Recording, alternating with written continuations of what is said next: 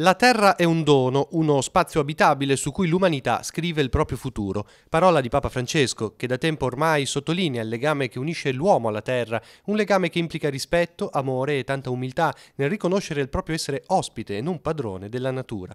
Le parrocchie del Tigullio occidentale e la Caritas si interrogano su questo tema alla luce della mareggiata che ha colpito il territorio lo scorso ottobre. Subito ovviamente è partita da un lato la solidarietà verso le situazioni di bisogno che si erano create e anche e soprattutto la ricostruzione con dei tempi anche molto rapidi per alcuni aspetti, siamo contenti. Ci sembrava importante anche aprire un tempo di riflessione, cioè questi fatti non possiamo pensarli soltanto come qualcosa che ci obbliga a rimettere tutto come era al più presto possibile, ma anche a riflettere appunto un po' sulle cause che possono originarli.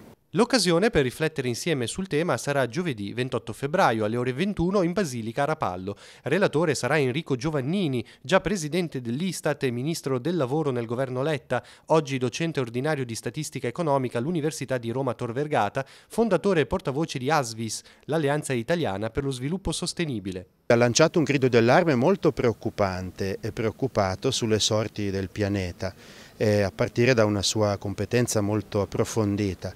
E allora appunto abbiamo chiesto a lui di aiutarci a riflettere, a legare un po' il fatto locale della nostra mareggiata con forse la sofferenza che l'ambiente, inteso come casa comune, sta vivendo e che il nostro Papa attraverso la Laudato Si ci invita ad ascoltare.